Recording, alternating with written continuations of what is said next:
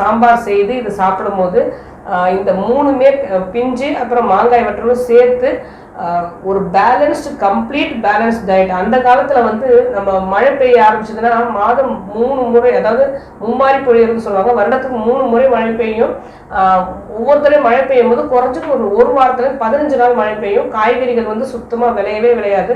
அதனால வெயில் காலத்தில் விளையும் போது அதிகமாக விளையும் போது அதில் பிஞ்சு எடுத்து இந்த கோவக்காயும் சரி, கத்திரிக்காயும் சரி, கொத்தவரங்காயும் சரி வற்றல் செய்து போட்டுப்பாங்க. மாங்காய் வரும்போதும் மாங்காய் வற்றல் செய்து வச்சுப்பாங்க. இந்த அதுக்கப்புறம் தான் மணத்தக்காளி, சுண்டைக்காய் வற்றல் எல்லாமே தனித்தனியாக செஞ்சு வச்சுப்பாங்க. மணத்தக்காளியும் சுண்டைக்காய் வற்றலையும் குழம்புக்கு யூஸ் பண்ணுவாங்க. துவரம்பருப்பு போட்டு அதாவது சாம்பார் செய்யும் போது இந்த 4 வற்றல், அதாவது கோவக்காய், கத்திரிக்காய், கொத்தவரங்காய், மாங்காய் போட்டு வற்றல் சாம்பார் செய்து அந்த காலத்தில் சாப்பிட்டு இருந்தாங்க. ஏன்னா மழை பெய்யும் போது அவங்களால வேற எந்த காய்கறி யூஸ் பண்ண முடியாது. குழந்தைகளுக்கு காய்கறிக்கான சத்துக்களை கொடுத்தா